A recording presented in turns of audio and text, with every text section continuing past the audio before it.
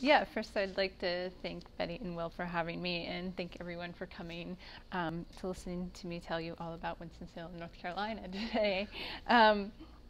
So when I first spoke with Betty, I was telling her about some of the different experiences that I had while I was in Winston-Salem at the Arts Council. And she suggested that I come and be a part of this lecture series that they're having. And so when I was thinking about what to call this talk, practicing community kept coming to mind for me. And so I wanted to tell you guys what practicing community means to me. And I think Winston-Salem really made me think about community in a different way. And I don't think there's any place that I've ever lived where you could directly see the impacts of the efforts that you were making in a community. So what does practicing community mean to me? It meant being involved when I wanted to and when I didn't want to make the place I lived better. Practicing community sometimes meant going out to dinner and looking around before you talked about your day at work. It meant being neighbors. It meant learning from each other, caring for each other, being frustrated with each other, reasoning with each other. It meant taking the kids next door to the museum and having Saturday dinners. It meant bringing groups of people together that may have never had a reason to do so before.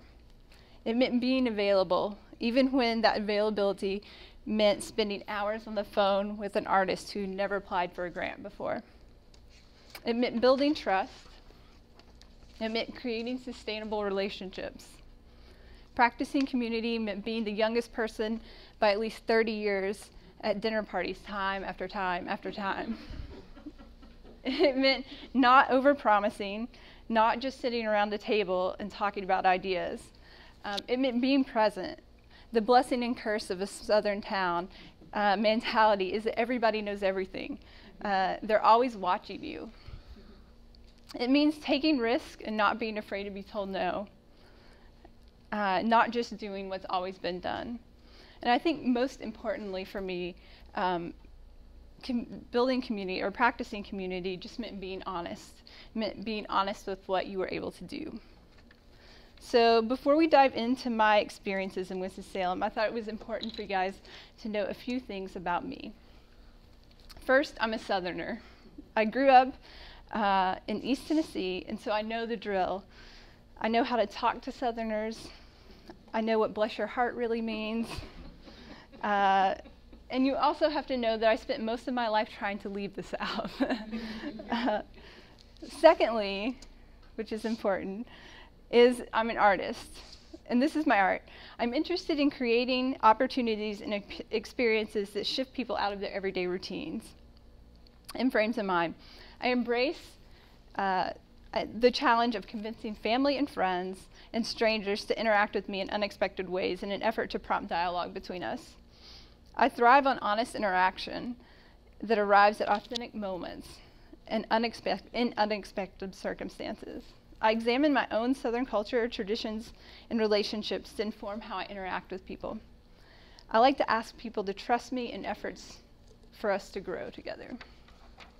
So I wanted to show you just a couple of pieces of my work, and you'll see later in this presentation how they start to inform my whole life.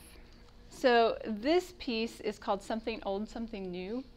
And being from Tennessee, when I met my husband, he has a large Italian family from New York, and I was really intimidated. I was intimidated by how the women in the family interacted with each other. I always felt like an outsider. Because, you know, in the South, when you come to a family, they're like, oh, we've heard so much about you, we love you. And when I went there, that wasn't the case. Not that they didn't love me. It's just a different culture that I came into. So what I decided to do was create something that would try to bring us closer together. So I convinced 8 of the women in Michael's family to wash my face, and I washed theirs. And in doing so, they would also make me over as they thought I should look. And so this experience was about trust. that was the biggest issue. When I first told my husband that I was doing this, he said, "There's no way that you'll convince my family to do that project." He's like, "It's absolutely not going to happen." And it was true. You know, makeup's a big thing, and to remove that and be exposed to someone else is a huge part of being able to have an intimate interaction with someone.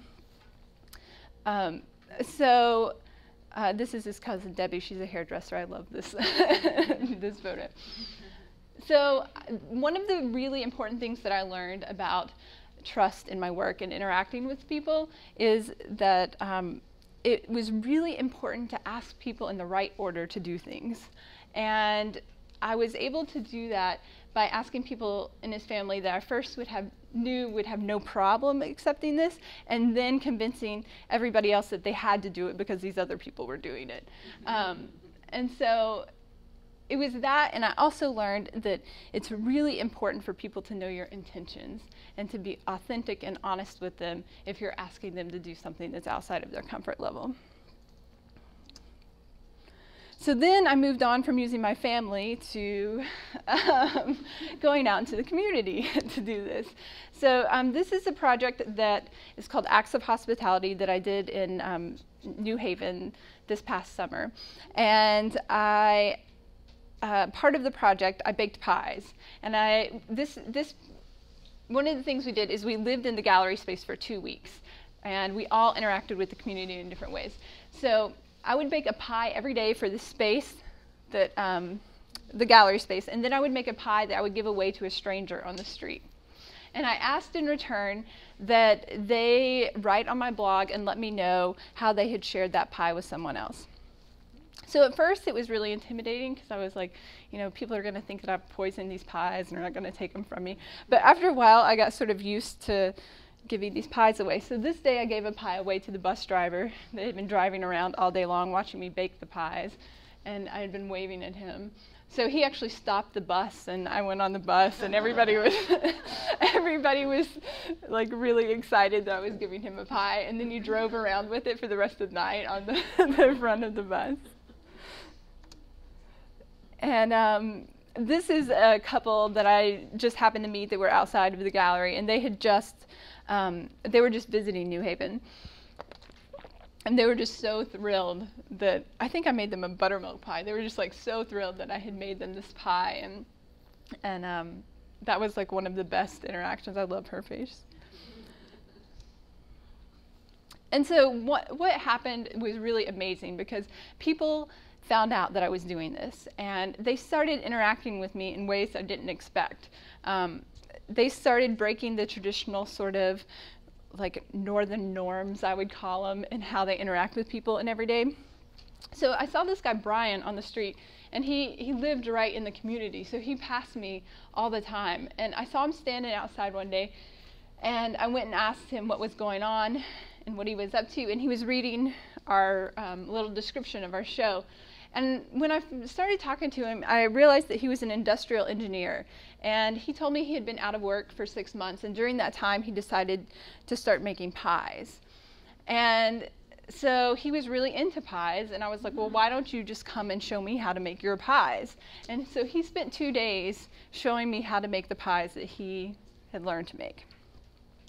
And so this just shows how I'm trying, through my art, to build community in a way, and I'm not building community, I'm just providing opportunities for people to interact in ways they wouldn't normally. And it's just giving people the space to be able to do that. So, back to the arts and my administrative side. So like many artists, I've had different roles with the arts. I've taught ceramics to just about every age group you can imagine. I've worked in public art. I've managed grants. I've worked with artists to further their careers. I've worked in museums and galleries. Each of these things has built on one another, and they've given me a deep understanding as to many of the elements within the arts. So at this point, I'm sure you guys are like, what in the world does this have to do with Winston-Salem, North Carolina? And it's pretty much everything. All these things that I described helped me to navigate the terrain in this new city that I was living in. So when I learned my husband and I were moving to the city, I was not so excited to be moving back to the South, but sometimes you do things for people you love. So like every other person in the world, I just Googled Winston-Salem to find out what it was all about. So this is what I found. And I was surprised. It was a city claiming to be the city of the arts and innovation. I was curious and cautious. How could a city of 200,000 in a town in North Carolina be the city of arts and innovation? So I started digging deeper. From the outside, it looked like it was possible. They had a symphony. They had an opera. They also had the North Carolina School of the Arts there, which they had dance and theater, significant dance and theater programs. They also had 2 major museums. This is the Reynolds House Museum of American Art. And this is Southeastern Center for Contemporary Art. They had an independent movie theater. I was thinking maybe this was different from the South that I remembered growing up in. So when arriving in Winston, I was excited to see what this was all about. It took my husband and I about 6 months to get started and really invested in the community at a significant level. He was working for the Southeastern Center for Contemporary Art, and I started volunteering for the Arts Council. Little did I know at the time, but the Arts Council was in the middle of a $26 million campaign over the course of 3 years. The campaign supported the renovation and it supported the renovation of a new art center called the Downtown Center for the Arts. The project was taking one of Winston-Salem's long-standing Sawtooth Center buildings and attaching it to another building that would provide gallery space and a new theater for the city. They had a plan of action. Part of the campaign was also a branding project. Winston was smart. They knew they had not only had to create new buildings, but they also had to brand themselves and be able to back up what they were doing. So this is a vibrancy report that was produced last year, and it measured the efforts to revive the downtown arts community. The director of the Arts Council, Milton Rhodes, knows why this is important. Long before he was at the Arts Council, he was president for the American for the Arts. He was very aware of how to share the arts and represent the value within the community. The community was changing, and the Arts Council was trying to invest and develop a new generation of patrons for the arts. So this chart puts into words what Winston-Salem currently looks like in regards to programming in the arts and their downtown vitality. This might be familiar to you. It might seem the same as many other post-industrial cities using the arts to boost economy, but it's unique in its history, and I'm guessing that many other cities doing the same might have a history of their own as well. So to give you further context as to how this all came to be, I wanted to share some important history with you. I'd like to read you a passage that helped me understand the history of the place that I was living. This passage is from Lucy Lepard, who's an artist, art critic and activist and curator, and it's from her book entitled The Lure of the Local. History known is a good thing, but history shared is far more satisfying and far-reaching. The layered history of words and places is barely visible to the outsider and less visible even to the insider. Towns can wither on the vine as the obsolete is preserved out of stubbornness or impotence. Our town histories can inform their residents' current lives. Past places and events can be used in the support of what's happening in the present, or they can be separated from the present in a hyped-up, idealized no place or a pseudo-utopia. We need more fluid ways of perceiving the layers that are everywhere, and the new ways of calling attention to the passages between the old and new, of weaving the old place into the new place. So I thought this was like a really beautiful way of talking about history, and especially in post-industrial places, of recognizing that history and re-envisioning what that might mean. So the most important part of the community and culture was industry. Winston-Salem was literally shaped by industry itself. You can drive through Winston and visually identify how the industries informed the landscape and the way in which people inhabited the city. So two dominant businesses between the 1880s and 1980s were the tobacco industry and the textile industry. By the 1940s, 60% of the workers worked for Haynes and the Reynolds factories. These industries and families provided huge opportunities and benefits, and also created expectations of culture that existed in cities much larger than Winston-Salem. In order to produce that history, they had to establish philanthropic trends that would forever shape the identity of the city. This population growth chart to the right gives you an idea of the intense population growth of the city because of the industry in the town. So I also wanted to look at the families that played a large part and how they affected the culture and community, not just on a local scale, but also on a national scale. So R.J. Reynolds was the son of a tobacco farmer in Virginia. He was one of 8 children, and at the age of 25, he sold the shares of his father's company and ventured to the nearest town with a railroad connection. He arrived in Winston-Salem to start his own tobacco company in 1875. By 1878, Winston-Salem had grown to 3,000 residents. 1,000 of those residents were employed at his company. His business grew steadily, and in 1888 it was incorporated and was one of the largest tobacco companies in North Carolina. The first year he produced 150,000 pounds of tobacco, and by the 1890s the production had increased to several millions per year. The company's factory buildings were the largest buildings in Winston-Salem, with new technologies in steam power and electric lights. The Reynolds Company imported so much French cigarette paper and Turkish tobacco for Camel cigarettes that Winston-Salem was designated by the United States federal government as an official port of entry for the United States, despite the city was 200 miles inland. Winston-Salem was the 8th largest point of entry in the United States by 1916. So R.G. Reynolds was a savvy businessman. He also understood the value of providing a certain quality of life for his employees. This meant doing things like investing and supporting the creation of the first African-American industrial college in Winston-Salem called the Slater Industrial School. He also built communities of homes for his town, and it was called Reynolds Town. And employees could buy those homes at cost. In 1905, late into his life, R.J. Reynolds married Catherine Smith, who was 30 years his junior. She developed a vision for creating Rinalda Country Estate, which is now the Rinalda House Museum, where it resides. Catherine's relationship with R.J. was strong, and she played major roles in ensuring social welfare of the employees at Reynolds. She was no stranger to high society. As a young woman, she had dreamed of a life that she would come to actualize. And I thought this is a really great quote from her.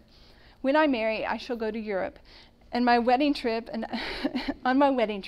and I shall bring home a wonderful work of art.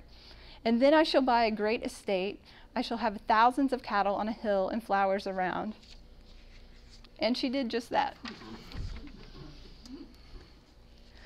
She began acquiring the land 3 miles outside of Winston-Salem. And it was unusual because her name was on all the deeds of the land, which in that time was fairly unusual. The Reynolds Farm was to be a self-sufficient community that incorporated the latest agricultural advancements and served as a teaching facility for local farmers. The Reynolds estate was 1,000 square acres, and it had villages, churches, formal gardens, post office, a smokehouse, a power plant, a greenhouse, dairy farms, a golf course, and that's it. That's enough. Catherine Reynolds referred to the home as the 136 acres that surrounded it as the home place. Rinalda Estate was finished in 1918, and not long after that, R.J. Reynolds died of pancreatic cancer.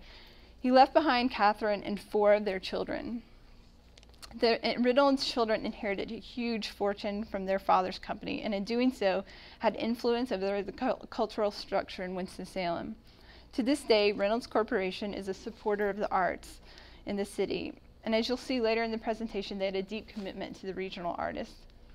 The Reynolds family was just one of the dominant families. The other was the Haynes family from Haynes Brands. They also played a key development in the arts. The Haynes family was one of the only American families that had two independent, non-competing companies in the United States. Two brothers, Pleasant and John Wesley, they started a tobacco company in Winston-Salem. And John actually became ill, and R.J. Reynolds bought the company from them. So they used R.J. Reynolds' money to start their own businesses. So they both created textile businesses. And eventually those two businesses came together in 1965. The Haynes family, like the Reynolds, became involved in shaping the culture of Winston. James G. Haynes was the mayor of Winston-Salem from 1921 to 25. After retiring from the community business, he supported the James G. Haynes Community Center. That's him. The center opened in 1958 and was the office of the Winston-Salem Arts Council. The Winston-Salem Arts Council was founded in 1949 and was one of the first local arts councils to be created in the United States. The Junior League of Winston-Salem was credited for the initial efforts to establish the council. They had been deeply invested in the arts and theater in the community for several years prior. After his death, James G. willed a 32-acre estate to the Southeastern Center for Contemporary Art to show the work of local artists. So another committed Haynes art patron was Philip Haynes. His interest in the arts was influenced early on with his house full of paintings, books, and music. Members of the Haynes family were individuals of culture and avid supporters of the arts. His father, Ralph Haynes, was instrumental in saving and restoring Old Salem, the 18th century Moravian community. Haynes' works for the arts began in 1950s when he helped raise funds for the Arts Council. He then served on the task force for the organization.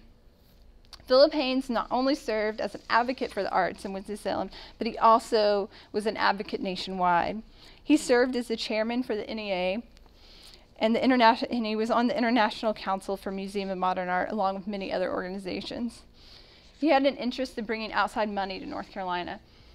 He served on numerous boards in North Carolina and was the founder of the Associated Council on the Arts, Tri-States Arts Council, the North Carolina School of the Arts, the North Carolina State Arts Council, as well as the Winston-Salem Arts Council. He was also the founder of the Awards for the Visual Arts program. This program granted NEA money to artists, and this would be targeted during the culture wars in the 80s, when they awarded Andre Serrano an NEA grant for the work Piss Christ. Philip Haynes passed away a couple of years ago, but I wanted to show you a video that was made in his tribute. And I think this video will help you to realize the commitment that he made to Winston-Salem and how single-handedly he was such a huge part of that community. And I also love this video because it's very Southern, and you will see. Life should be fun, especially in the arts. I first met Phil when the garage was struggling with some coding issues, and we were negotiating with the city on trying to stay open. We met and he came down and saw what we were doing.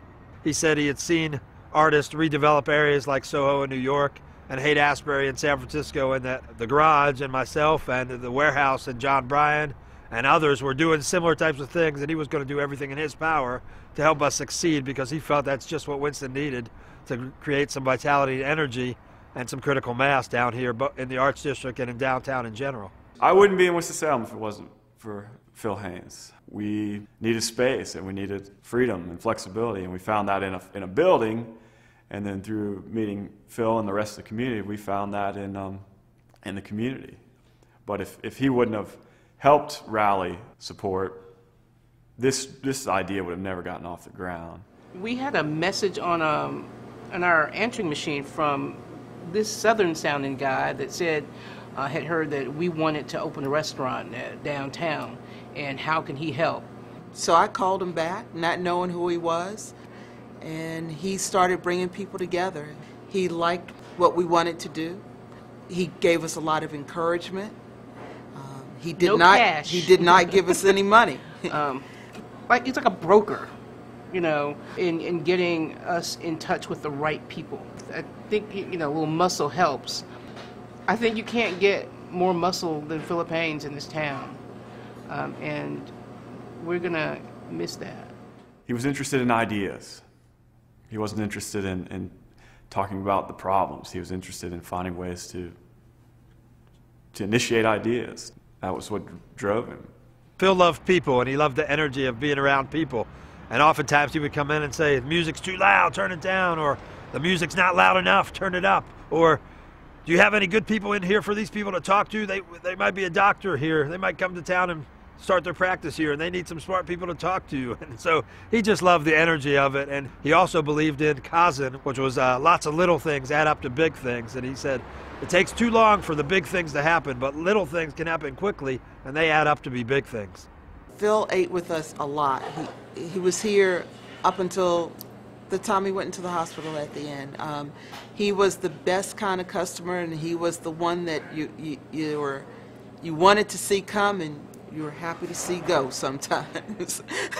You know, he was. But he was demanding, but he made you better. Piedmont Craftsman was located on Reynolds Road. It was pretty clear that they had to move. The key thing that I think Phil did was really get behind the board of PCI and the supporters of PCI. And when I say get behind, he got behind and stayed behind, pushing and shoving to give the board and the supporters of PCI the gumption, if you will, to move to the Arts District. If he got behind something, he got behind it 200, 300%, and he never let up. That was what was Phil Haynes, in effect. That's what made him what he was. There was a photograph of Philip at the opening of the new wing at Sika. It featured Philip and Joe Hirschhorn, and behind those two men were two paintings by Frank Faulkner. And I think it symbolized a lot. I think brought all together the things that Philip did. He brought people from all over the country, all over the world to Winston-Salem, and he put them in places where they could then exercise their magic. And Sika is certainly a place, I think, that without Philip, we wouldn't have this magnificent facility and this extraordinary heritage for visual art.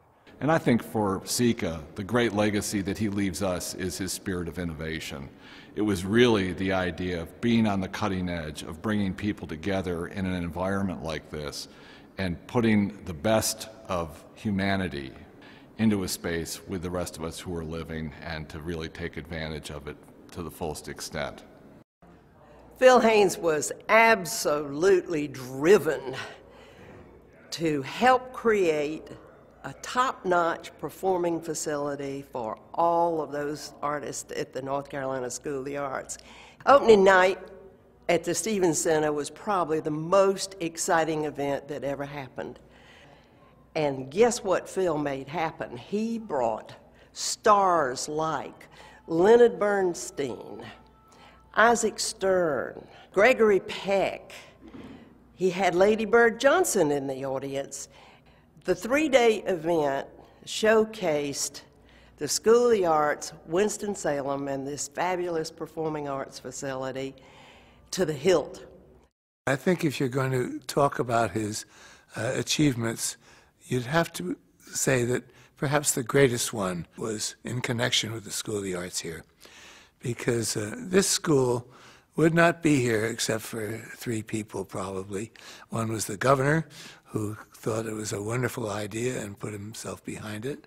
And his second was his assistant, John Ely, who saw the governor's ideas got done. And the third was Phil Haynes, who I think was really the spark plug. But Phil wanted it here in Winston-Salem, because he said, this is a city, it's a great city when it gets behind something.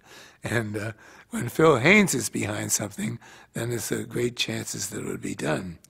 So he really was the first chairman of the committee that was going to decide where it went. And he was also the person who was the spark plug for the campaign to raise the money for it, which I think in 4 days they raised $900,000. But then from then on, the 45 years that the school's been here, Phil Haynes was behind it, or with it or in front of it. And when you wanted something, you could ask him.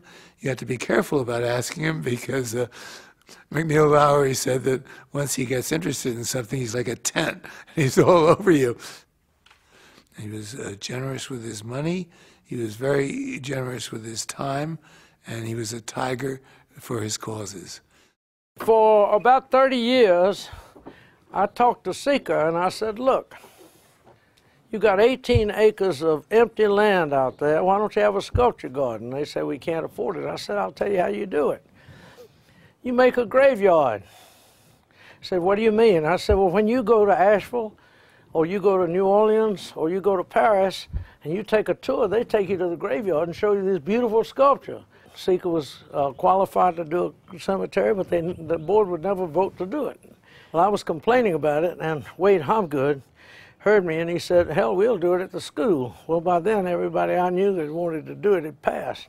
So I said, I'll do it. And I said, well, I want to get Richard Hunt. And he said, that's fine. So I called Richard and asked him, and he set the price, and I said, that's fine. And I said to him, Richard, where are you going to get planted? He said, I don't know. I said, why don't we get planted together? Well, he said, I'd like to do that.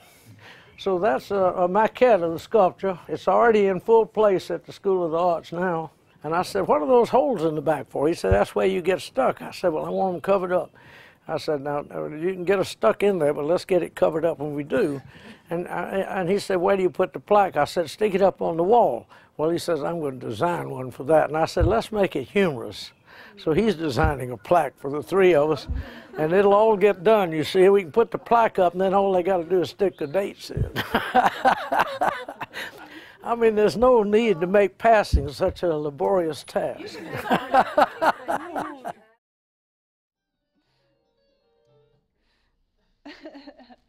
So I think that gives you an idea of sort of the history and the power behind what was happening in Winston-Salem that might make it different from some of the other places. So back to what I was doing there. When I arrived in Winston-Salem, it wasn't long before my arts administration and my personal practice were put into action. My first assignment was to work with the Public Art Committee from the downtown to commission works that totaled $150,000 for the Downtown Center for the Arts. The center was a space that was combining the Sawtooth Center, the gallery, and the new theater. The center was considered a community living room, a place where people could have events, attend performances, learn, collaborate, and grow through the arts. So once the Public Art Committee found out that I had worked with the Public Art Program in the state of Connecticut, I was immediately identified as someone who needed to work on a subcommittee. This is when I met Bob Hoffman and Doug Lewis. I didn't know it at the time, but both of these men were longtime volunteers for the Arts Council and significant advocates for the arts.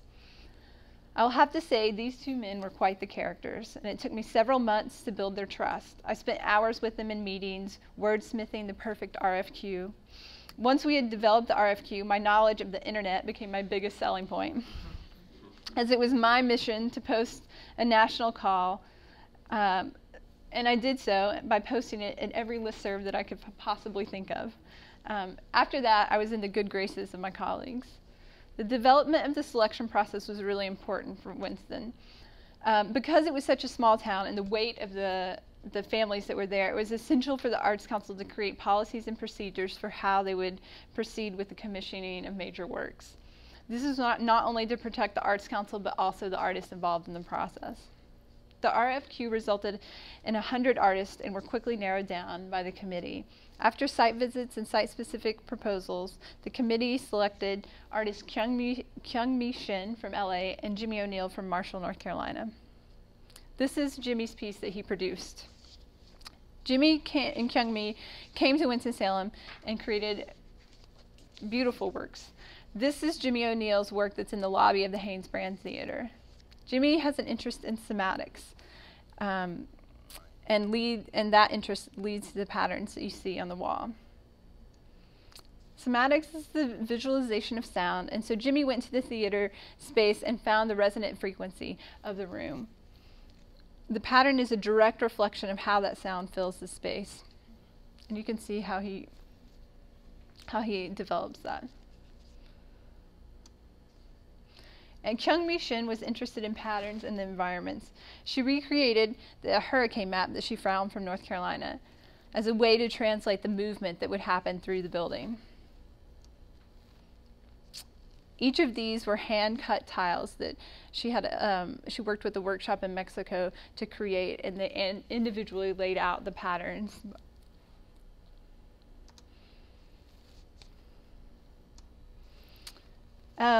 So both of these artists were full participants in the community, and what ended up happening is that they worked with not only us at the Arts Council, but they worked with the Southeastern Center for Contemporary Arts. And what they did was, the Arts Council at the time was developing a program for students within the school system. And they were doing arts integrated lesson plans.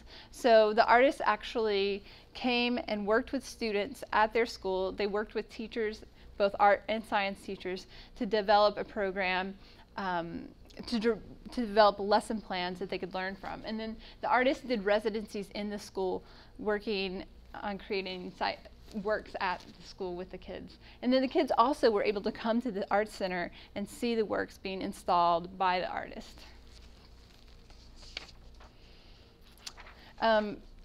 So now, as we move into the collaboration that happened between SECA and the Arts Council, collaboration was really prominent in my position as funded partner and grants manager. I was nervous when I stepped into the role of this grants manager, and it didn't help that the colleague before me had left just piles of grant folders in every place that I turned in the office. I was definitely seeing Arts Council from a different perspective. I'd gone from a volunteer to a committee member to a contractor and now staff. It didn't take me long to see how the Arts Council operated. What was important to note was its mission. Their mission is by efficiently and effectively raising funds and making grants, working to strengthen a broad array of arts resources and offerings, and promoting the arts. The Arts Council of Winston-Salem is creating an environment which the arts flourish, enrich the quality of lives for the surrounding counties. In short, they were raising funds and they were giving them away. I was happy to be on the giving side of the spectrum, but I quickly learned that this was complicated.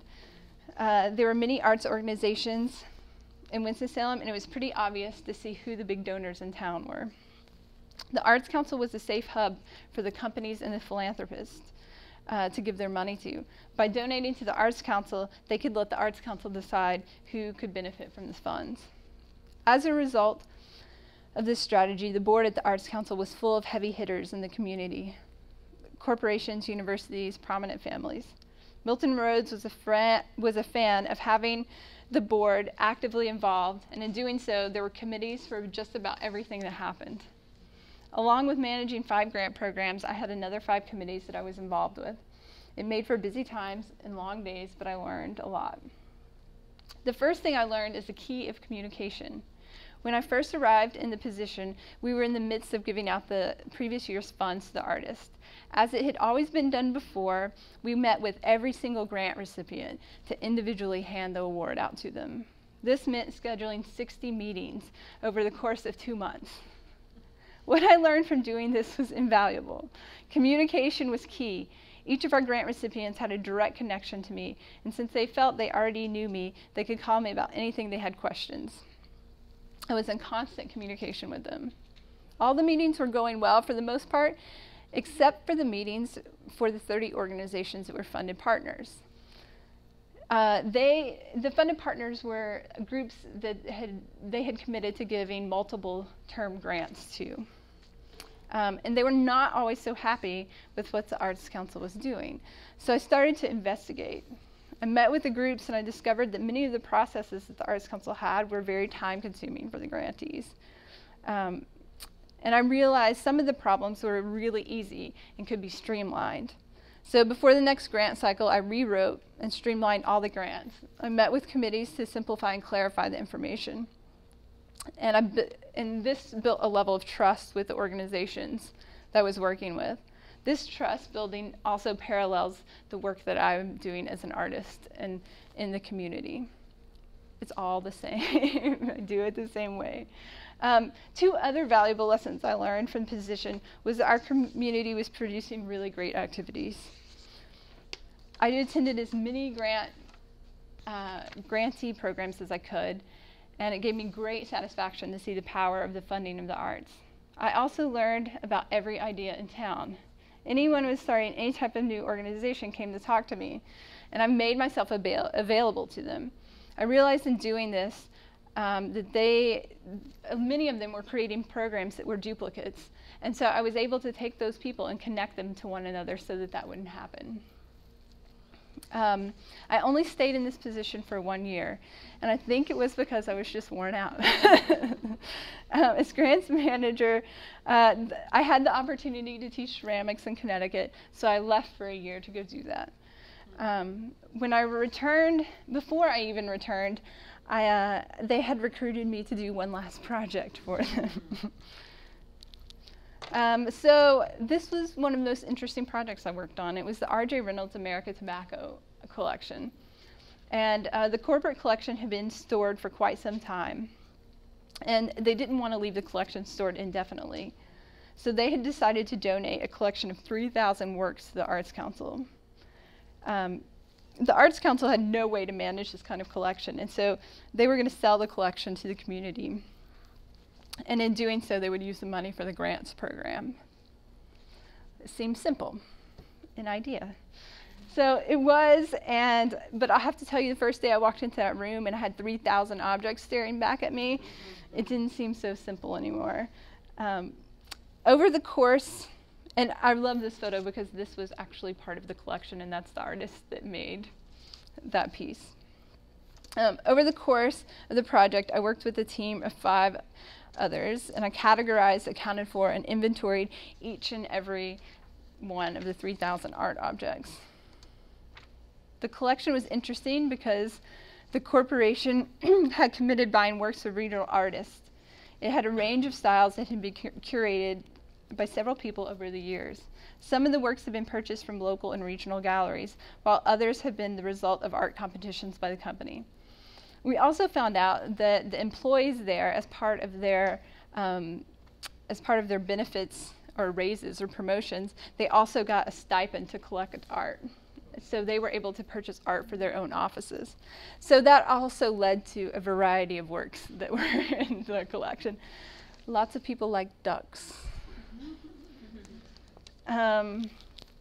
So we spent months having curators and galleries come talk to us about what the collection was and sharing their knowledge.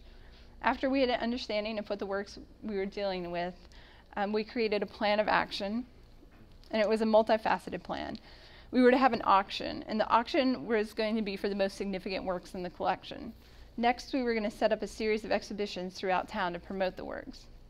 We also targeted corporations, designers, and private collectors. Our final piece of the plan was to have a public sale for the least significant works. Over the course of 7 months, we executed this plan, and it was successful. We were selling works one at a time, but as it came closer to the public sale, I have to say I started getting nervous. We still had a substantial portion of the collection left. I was not sure it was going to work. So weeks prior to the sale, we had ads everywhere, and to my great surprise, on the first day when I looked out the door, there was a line that wrapped around the block. Over the course of 3 days, we had 4,000 visitors at the sale. I was wrong. I had forgotten the history. I had forgotten how many people in the community were directly affected by the corporations and the family. For the community, having a piece of the collection was much bigger than owning a piece of art. It represented a history that many of them were involved with. Over the course of the 3 days, I shared stories with visitors, helping them find works that had been hanging in their office and works that they remembered on the walls when they took breaks every day. The Reynolds Project, like no other thing that I did while I was in Winston, taught me about community. It helped me weave together the histories of the past and look at the present in a new light. Winston-Salem by no means was an easy place to live. I was always battling with my own vision of what I thought the community should look like. It was hard work to be involved in the community in such an intimate way and not think about that. I feel like the arts have come full circle in Winston. In many ways, the arts have taken on new roles and levels of importance. as some of the industries start to diminish. The community is now using art as a catalyst for producing creative economy. And they, like many other places, understand what it takes to create conditions for people to live and work in a community. My work in Winston-Salem taught me so many things, and I would just lastly share those with you. Storytelling is a useful skill in life. More can be accomplished when individual works together than alone. Some of the most important conversations may happen around the table, but it's not usually at work. Sometimes not knowing everyone in town is a great advantage because you aren't afraid to ask what everyone else already knows. And I just wanted to show you some of the pictures of people that I worked with. This was Carol Leggett, and he's the best storyteller of anyone I know. This was Doug Lewis, who I worked at the Public Art Commission with. Thorne Craven, who I also worked in the public art with. And that's Milton Rhodes, the president of the Arts Council. Christine Gorlick, who was the first person that hired me. And this is Allison Perkins, who's director of Ronaldo House. And I think when I talk about sitting around the table, what's very interesting is she's the one that really got me my job, and it was because I was babysitting for her. And we were, we were talking about what needed to be done. And she called Milton the next day and said, "You need to hire this person." A handful of people make decisions for the community at large, even when the best intentions, and even with the best intentions, might not share the same vision. Policies and procedures are necessary, but they don't mean anything without communication. Things change, and if you want to grow, you might have to change too. Taking risks means sometimes that you're going to make mistakes. Know when to leave and know when to stay. And then my life informs my art, and my art informs my life. And some years, my art is a fillable PDF grant application. So that's me.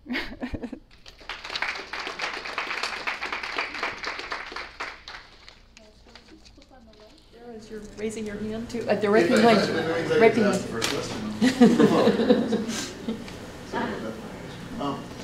So the question I had, also having grown up in the South and seeing that Haynes video in particular, kind of gave me some flashbacks to you know, what we know as growing up as the Good Old Boys Network in town, and you know, I saw within the county politics in the town that I grew up.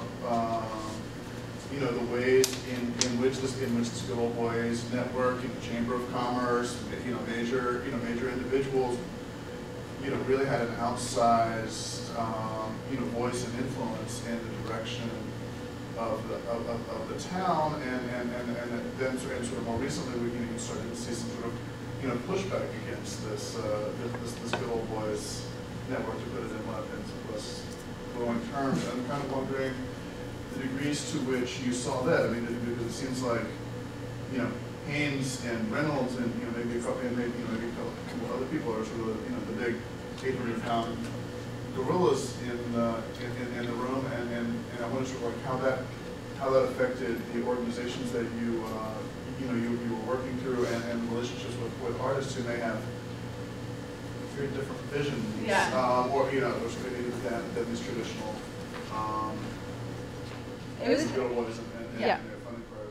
It was really, really hard. It was probably the hardest thing that I experienced while I was there. I came in as like this feminist, like, oh, we're gonna get things done, and then I really quickly learned, like, I'm gonna have to do some like heavy negotiating of this to be able to earn trust. And they were super skeptical of me when I first arrived, and I was like, how can this be? Like, I am Southern.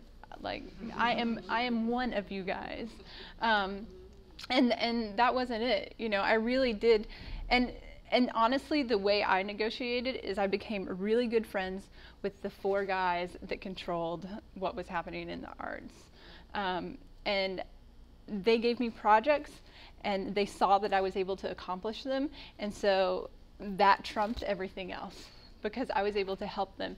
And that's why I got to do like the R.J. Reynolds collection. That's why I got to do that, because they were in a jam. They were like, we decided to do this, and we don't know how we're gonna do this. And so they constantly were giving me, given me projects like that. But it was a struggle. And I think another really interesting part of the history is that how much Catherine Reynolds was a part of the development of Winston-Salem as well, because she was really this huge, powerful person as far as creating this idea of community and what that should be. And I think a lot of other women were really actively involved. The Junior League, as funny as that is, I mean, they were really making steps towards creating that first Arts Council.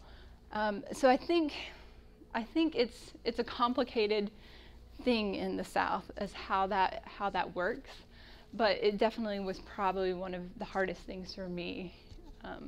I definitely felt like I was in the 1950s in some meetings that I was in, and trying to like balance that in a way that was productive. And how about in the Arts Council, though, in particular, where you're so that, I mean, it seems like your position was as this intermediary between these funders and the grantees. I mean, was there tension there? I mean, with regards to who was receiving this funding and why, and keeping keeping funders sort of happy in some sort of sense with the type of thing that was being. Yeah, I mean, there was always, I think that's the thing about grants funding is like to think it's like this beautiful, perfect process, and it's not. It's messy. It's really, really messy. And I just tried to be very honest because I was an outsider, and so I just always pointed to those things that had always been happening and I didn't feel were necessarily okay. and I would just bring them up over and over and over again until someone listened to me, or until it just became like, okay, we get it, you know. But I think as far as the grantees go, that they felt a connection to me because I don't think there had been someone to advocate for them before that had been in that position. I think it was just, you know, it is how it is. We're just going to continue for it to be that way. Who else has a question? Ready? Mm-hmm. You're in Chicago now, yes? Yeah. So how has that transition been for you? And I don't know how long you've been here, but in terms of adjusting, this is an interesting arts community, and I wonder kind of with fresh eyes and with what you've done and with community art and the history of that in Chicago, how that's been for you so far and where you've found yourself fitting. Yeah. So I've been here almost a year now. And it's a slow process. It always is. Whenever I move to a new place, it's just, you have to start all over again. And like anywhere, you have to rebuild your connections. And what's so different from living in Winston-Salem is that it was so visible as to where I should go, you know? It's like my husband worked at the museum, I could work at this other museum or the Arts Council. Like, that's your pick, you know, if I wanted to work in the arts. And so I think my biggest struggle in coming here is just figuring out like what it is that I'm supposed to do here and how I'm supposed to connect and what place, what role I fit in.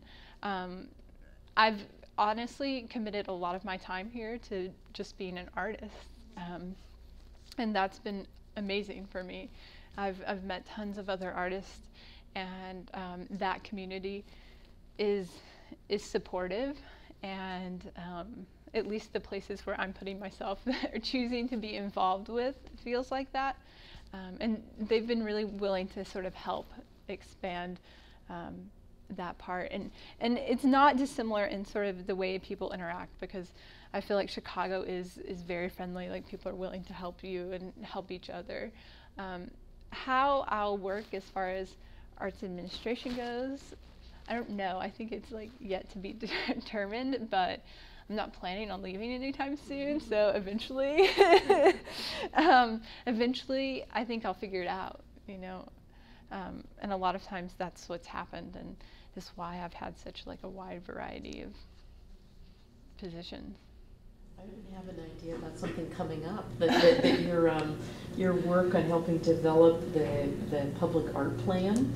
I think I've just heard that the city here in Chicago has a new they want to think about policy for creating public art. And so we'll be in touch. Rebecca, I wanted to ask a question just about, because I really appreciate the fact that you cast this with historical and the genealogy of those two families, because I think it's just so important to understand how recent a history that was of sort of the philanthropy of elite families helping with generating arts. And I think, for example, if you read a history of the Rockefeller family, you are learning something about the individuals who funded the art in this country, eventually giving their art collection to museums. You learned about corporate art. You learned about foundation art. It's kind of in the history and the genealogy of those families. But so I really like that. I guess my question is, we're now, lots of cities, or even when they have the next generations coming up through those family foundations, it's kind of a different world. And you know, I think that's hard for small cities in particular who've been imbued with the philanthropy of, you know, major families and names, not to sort of know where to go next. And are they struggling with that? Yeah, it's a real issue that they're dealing with, and it's exactly that you know, there have been these families, but you know, the wealth hasn't necessarily stayed in Winston-Salem. I mean, there's still a significant wealth there, but it's changed. Like the people that have the money to donate the arts aren't necessarily as interested in doing that because they might not understand this history that's happened. And so the Arts Council is constantly struggling to sort of grab those people and educate them and try to make it part of that place. Milton Rhodes is leaving the Arts Council this year. He's finally retiring. And I think that it's going to be an interesting change when that happens, because a really interesting thing happened when we were there. They started a young professionals club in efforts to sort of cultivate these younger professionals. And I remember going to one of the events and Milton spoke, and he spoke like he would speak to his colleagues. And he spoke for about 3 minutes before everybody else just sort of, you know, fell to the side. It was hard, you know, it was hard to watch because it was just that he wasn't being able to connect with those individuals the way that he was used to connecting to his generation. And I think they're developing new ways, and it might be a next leadership that sort of like tackles that in a new light. It's a hard transition. And I think it becomes sort of decentralized too when there's successive generations of people like being involved in the community, like being the person to drag Rebecca back down to the South.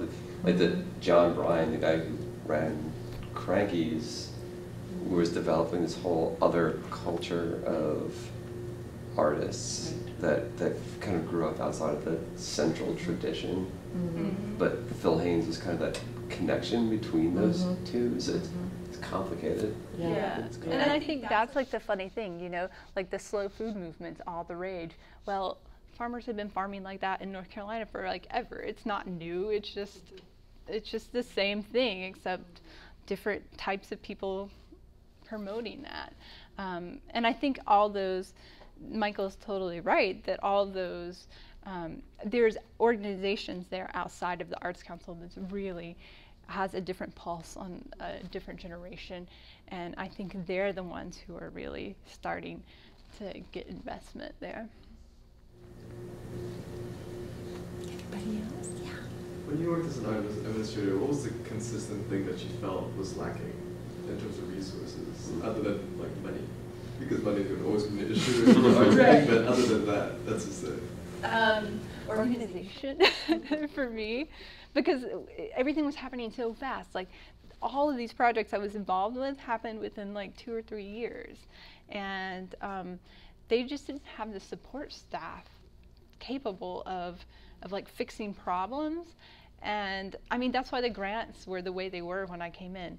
like, I picked up a grant. I was like, has anyone ever read these grant questions? You know, have you read like what you're asking people for? No wonder. I mean, I had grant people submitting 150-page applications, and I was like, why? What is happening? You know, and so it was just taking the time to realize, okay, well, this may take me a little bit of time, but if I can do this, this is going to save, you know, so much time for so many people. And so I think, like, specifically, it was structure for me. Like, I wanted structure, and I didn't always have that, and so I just defined it. I just tried to create it as best I could. I don't know if that. Oh, that's really helpful. I bet you, after all those meetings, you wanted to get back to doing some of your own work, your own artwork. Yeah. Making pies. Yeah.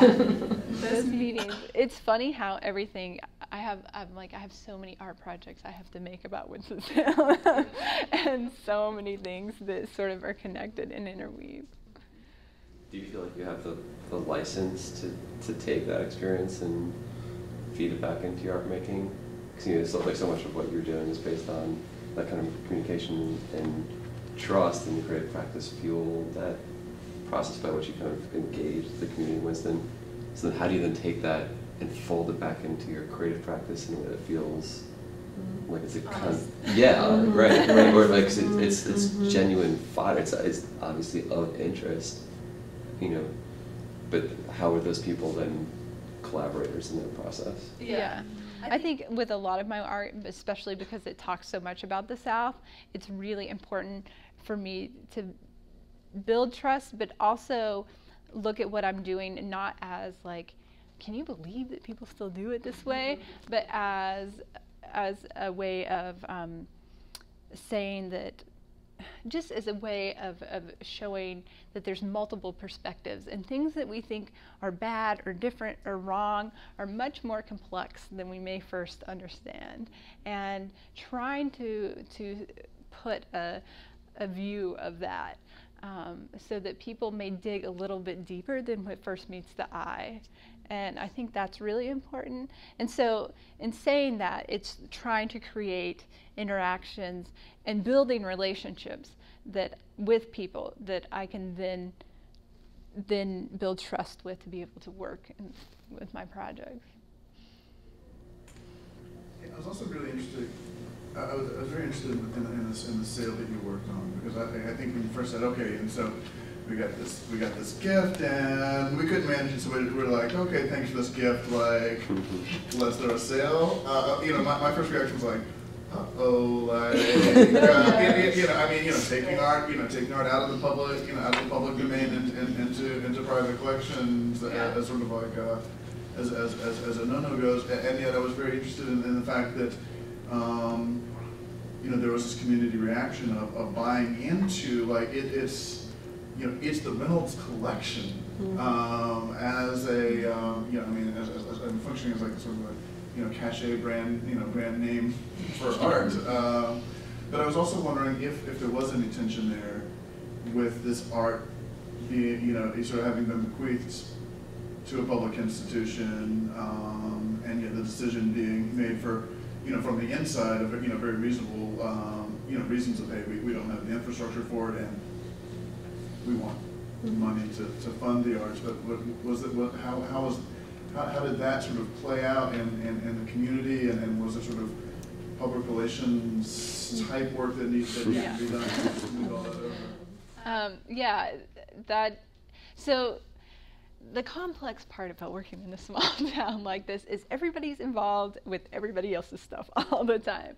So many of the R.J. Reynolds, like the CEO of the corporation, is on the board of the Arts Council. So there's really close connections for these types of things.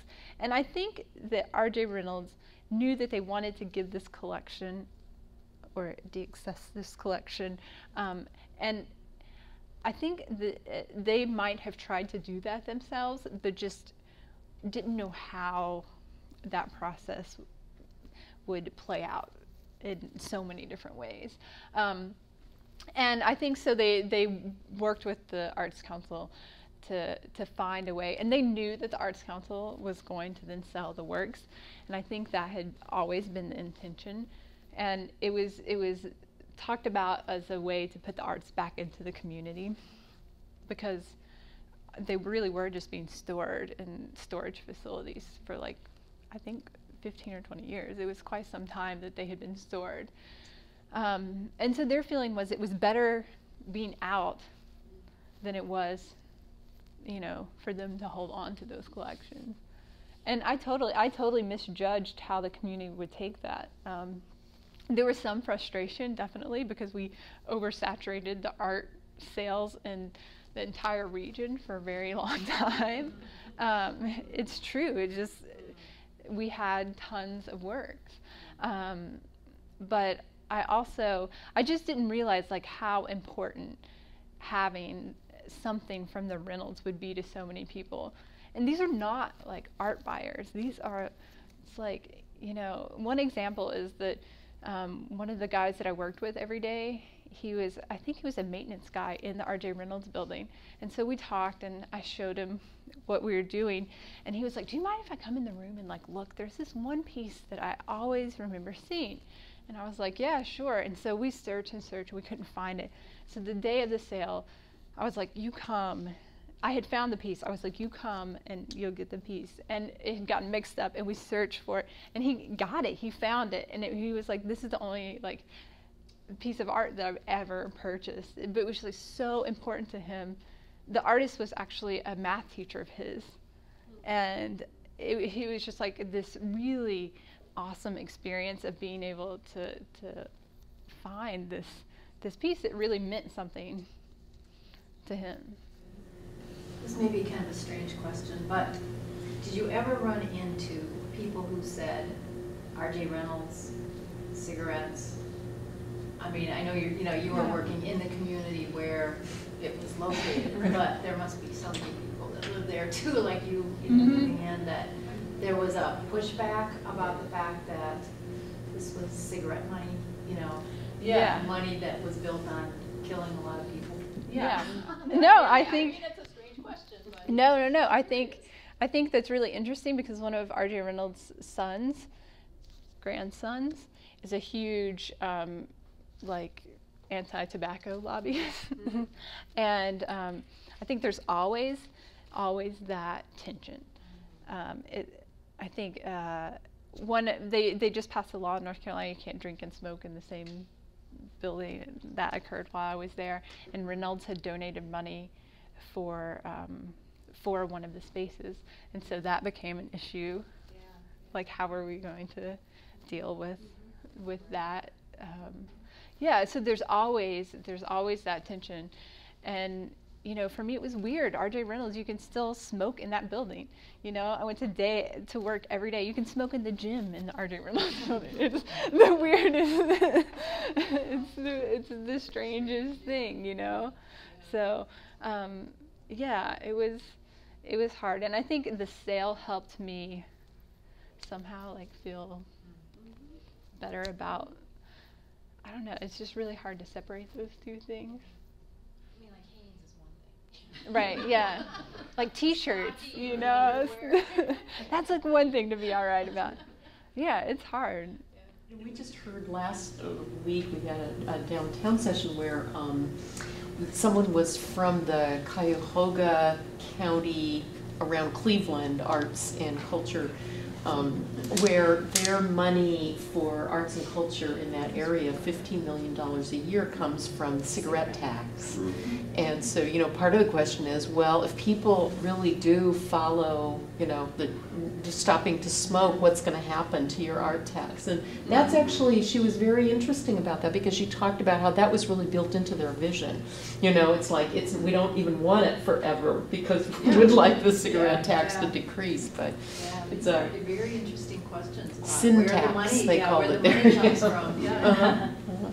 I know we're at the end of our time, I'm afraid, so thank you so much for coming.